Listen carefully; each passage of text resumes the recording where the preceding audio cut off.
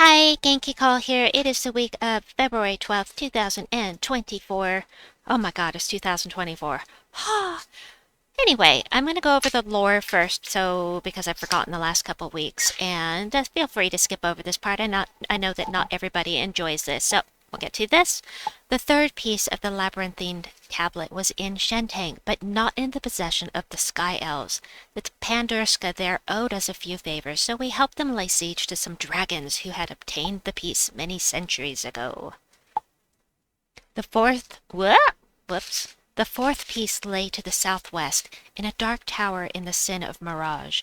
For a sum of coin, the Dark Herald led us to the top where the piece was kept. Alright, that's it for the lore. We're caught up on that for now.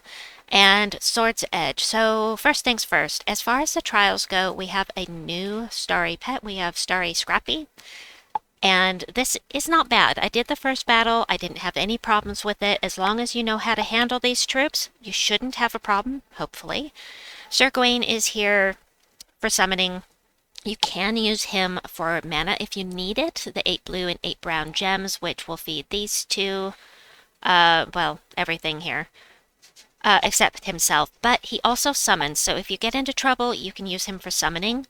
We've got the Knight Coronet, who's just going to sit up here and be a tank. Don't bother casting this. You don't, and unless you can insta-kill with casting this, or you just want to remove purple from the board. Save the mana for your other troops. It will make things go much more quickly. Leave him up here for that skull damage reduction. You're going to be buffing his armor and attack with the Man-at-Arms and barriering him. So be sure you always cast on Knight Coronet with Man-at-Arms. Always cast on Knight Coronet with Queen Isabel as well. She's going to do damage to the first an enemy equal to the ally's attack. She's going to buff their attack and give them armor, and she's going to give mana to the whole team except herself. So that's it. That's all you have to do. Cast these two on Knight Coronet and grab some skulls whenever you can, and that's it. Summon if you need to. Next up, we have the Underspire. Now, this team is from my teammate Vlad. Vlad, you rock. You rock! Edgeblade is going to create some mana. You can use a Splody weapon up here instead if you so choose, but most of the Splody weapons are going to mana block here. Sir Quentin Hadley is here for the 50% mana start for Knight allies, but he can convert purple gems to yellow, green gems to skulls, and do damage to 2 random enemies. And Sir Gawain, again, we just went over him. He's here for mana gen. And then the Guardian of Law. Now, you don't have to use the Guardian of Law. You can instead use the Champion of Anu. Guardian of Law hits harder. I'm going to be using him to do damage to all enemies. And, yeah. 98 damage to enemies. Wait, wait. Does that not hit the... This may not hit the entire team. Choose...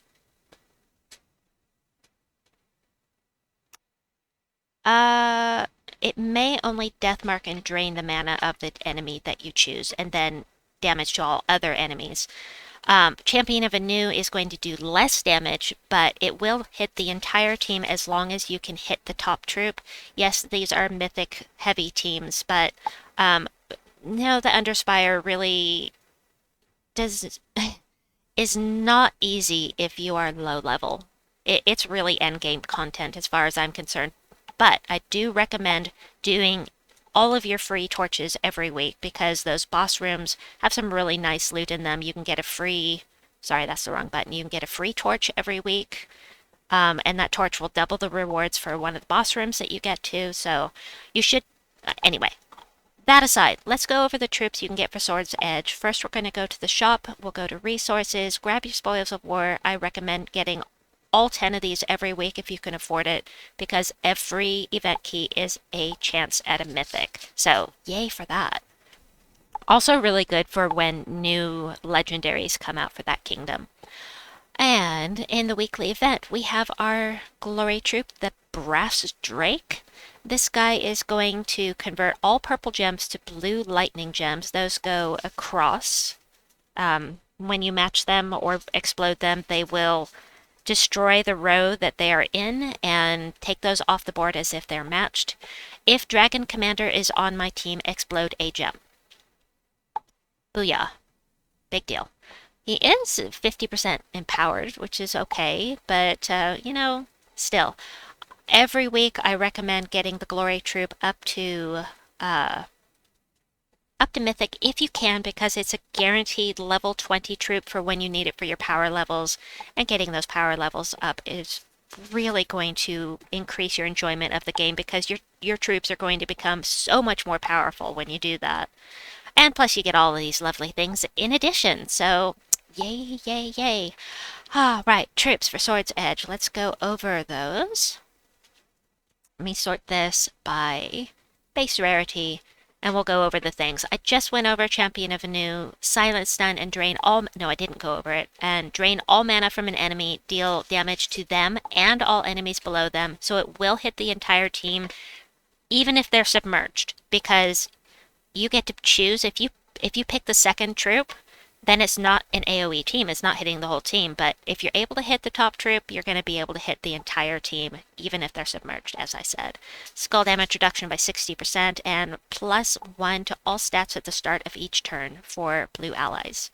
Next up, the Champion of Guard. He is such a pain to fight, I'm telling you, because spell damage reduction by 50%, skull damage reduction by 60%. It's crazy. Oh, plus all red allies gain 1 to all stats at the start of each turn. So yeah, he's really hard to kill. He's really hard to kill. He gains armor every time he casts. He can loop if there are 13 more skulls. You get double the armor, and he's always going to create a mix of 22 blue and red gems, even if he is... sorry, my brain. Even if he's webbed, he's going to do that. It's just this number will not be very high if he's webbed. Anyway, the Guardian of Law. This is the one I'm confused about. I think I tested this, and the chosen enemy is only going to get death marked and drained of their mana if you choose this second one. Otherwise, it's going to do true damage just to that enemy. Spell damage reduction by 80% and skull damage reduction by 40%. This guy's going to be crazy hard to kill as well. You will not be able to get the Crypt Keeper troops, such as Lady Morana. Anything you see here that says Crypt Keepers, you cannot get with event keys. You have to get them from the faction, which we will be doing tomorrow, of course. Sir Quentin Hadley, as I mentioned, 50% mana start for all knight allies, and he is a skull spammer as well. Love him. Queen Isabel, already went over her as well. Shadow Dragon, I don't ever pay attention to this troop. He poisons all enemies, which is great if you're running with something like Scorpius, that will insta-kill if they are poisoned. True damage to a random enemy, and transform all yellow gems to purple to boost the effect. I mean, he's okay. Bonus purple mana from purple gem matches. That is very nice if you're running with a heavily purple team. Next up, let's see. Guardian Dragon is semi-new. I don't remember what he does. Damage to all enemies, gain 5 armor. Nothing that great. However, if it's the only legendary that you have, great to run in a delve, because damage to all enemies, you get that boost from your horde. So it has a little skull damage reduction and 8 armor every time you match red gems. Ulf Harrigan. I do like Ulf Harrigan. This guy is going to do true damage to 3 random enemies. If the enemy's wounded, deal an extra 10 damage, and then he can summon Ulf's mascot, which we'll go over simply because it's mentioned here. A little bit of skull damage reduction, and then you can't get this. Let's see, what else is notable here? We've got Queen's Herald, who is our Godslayer for the moment, and she is always, because she is a Godslayer, she is always going to do 3 to 5 times damage to any troop with a red border. Any boss, that's Zolgoth, that's Tarask, that is the Gem Dragons. Just anything with a red border, and she's going to do that extra damage, so that is why she is notable, even if we don't ever use her again in a raid boss. And Sir Ebonheart is the same. He will do that 3 to 5 times damage to towers, including Leonis Tower.